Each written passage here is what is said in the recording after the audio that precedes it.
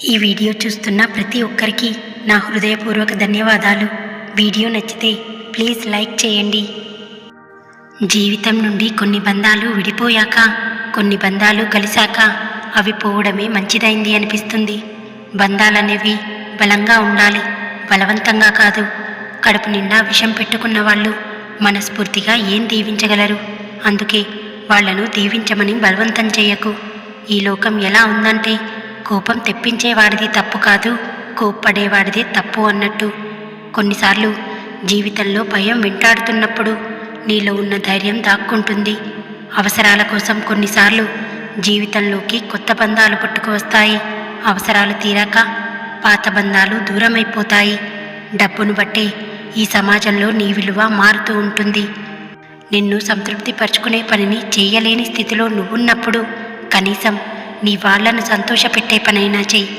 జీవితంలో దేన్ని కోల్పోకుండా అన్నీ కావాలి అనుకోవడం అమాయకత్వం. జీవితం చెస్ బోర్డ్ లాంటిది.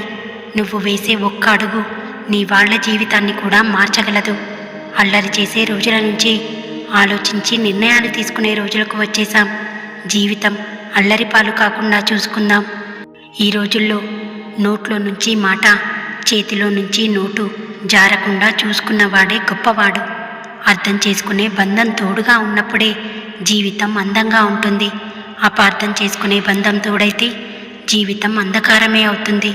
బలగం ఎంత ఉన్నా బాధల్లో ఉన్నప్పుడు తోడుగా నిలిచిన వాళ్లే అసలైన బంధువులు. పెదవులు అబద్ధం చెప్పొచ్చు, కానీ వారి ప్రవర్తన ఎప్పటికీ అబద్ధం చెప్పదు. వాళ్ల వరకు వస్తే కానీ మానవత్వం, మంచితనం అనే పదాలు గుర్తుకురావు కొందరికి. కొంతమంది పేరుకే బంధువులు, ఇంటికి వచ్చి మరీ మాటలతో పొడిచే రాబంధువులు.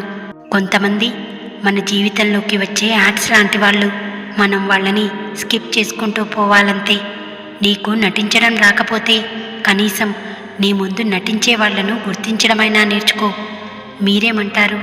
వీడియో నచ్చితే లైక్ చేసి షేర్ చేయండి. నా ఛానల్ని సబ్స్క్రైబ్ చేసుకోండి.